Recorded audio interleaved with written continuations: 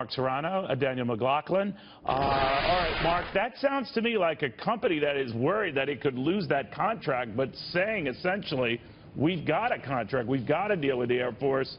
And I think reading in between the lines, they're trying to also say this incoming president can't cancel it. Can he? Well, he can't cancel it, but they should be worried. You know, they've got other contracts with the government. They've run overruns in their budget of $1.5 billion, Neil, on a contract for a refueling jet for the Air Force as well. You know, they've taken charges this year in their quarterly reports because of that. But look, here's what's going on. Donald Trump is saying, look, this is not business as usual. I'm your customer, and you're going to deliver a good product for less cost. It's like he's dealing with a contractor on a construction site for one of his buildings. And the American people should be thrilled because they got a guy who's looking at the bottom line.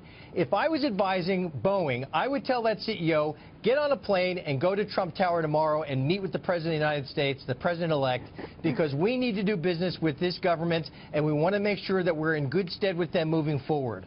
This is terrific news for the taxpayer, but it's also good for Boeing. Donald Trump said himself, we want Boeing to make a lot of money, but they're not going to rip us off. All right, Danielle, it all happens on the same day we got this report out that shows the Defense Department, there's a lot of waste in there, depending on who you believe, up to $125 billion worth of waste, presumably because of stuff like this. What do you make of it?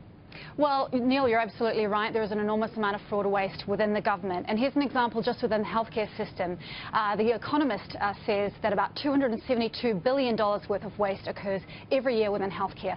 So Donald Trump and this PR stunt going after Boeing on the notion of whether it's 1.74 billion, whatever this amount, is just a tiny, tiny amount of the potential fraud that's out there. This is just him trying to look good. This isn't really a solution. This isn't a policy. What he should be looking at is improving manufacturing. He should be dealing with the underlying problems within manufacturing, which is the fact that in the last 20 years, but you don't find it beneficial that he is just citing this example as maybe metaphor one for waste and abuse and the type of things that should be looked at by both parties? Absolutely, but it's not like he's the first person in the political universe to be talking about fraud and abuse and to be talking about the fact that the government... He's the first one who said of something that was meant for him in Washington, don't want it, don't need it, go stick it. Right, well, he doesn't have the power to do this anyway. I think what he really needs to focus on is learning how to be president, learning how to impact the economy more broadly by putting taxes in place, by getting the right incentives in place so that companies are doing their best for Americans. All right, I hear what you're saying, but Mark, isn't that what he is trying to promise here by promising lower regulations and drastically lower taxes, the incentive that a lot of companies have had in the past to move, they'd be less inclined to move. Now, of course, Boeing has said that a lot of its work that has been shipped away to countries like India and China comes back to benefit the United States because it means they keep more workers and actually boost more workers. But Donald Trump is saying, I think here, don't believe it. Yeah, look, Boeing is under a lot of pressure to compete globally. They deliver 200 jets per quarter, 800 throughout the year, roughly, every year, and there's a lot of competition for them. They're going to love Donald Trump's... The principal competition is Airbus, a government consortium that has a distinct edge over this company.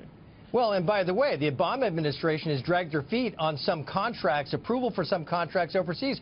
For instance, recently with Kuwait, who wants to buy jets and was, pairing that up against Airbus. So this administration, they're going to love Donald Trump's policies. He's going to approve contracts overseas more quickly. He's going to cut their taxes and cut back regulations. This is not a publicity stunt. This is sending the message that, look, if you want to do business with the U.S. government, you're going to cut a fair deal for us and you're going to deliver on time and under budget. But at the same time, what you're going to get out of this administration is tax cuts and rollback regulations and, free and fair markets across the globe. Danielle, real quickly on that, do you believe, though, I'm always amazed that Kuwait would even entertain another plane maker besides Boeing, and when they go to Airbus, because memory serves me right, we saved their sorry asses, right? So I would think that they're kind of beholden to us and grateful for that, and maybe throw some crumbs our way and our manufacturers to help them out. Leaving that aside, do we have to revisit the way these deals are arranged and writing off on checks that are outlandish? I think it's a really good question, Neil. Clearly, economic decisions and foreign policy decisions are indelibly intertwined. And I think that in some ways that what that's what makes what Trump is doing a little bit more problematic because of unintended consequences. So today he's saying to Boeing, we're going to cancel the contract. Who gets that contract? Is that Airbus? Is this a French government-backed consortium? I mean, I think he needs to think 10 steps ahead as president, not just one step ahead. All right, we're talking about it, aren't we? Danielle, I want to thank you. Mark, I want to thank you very, very much. Neil.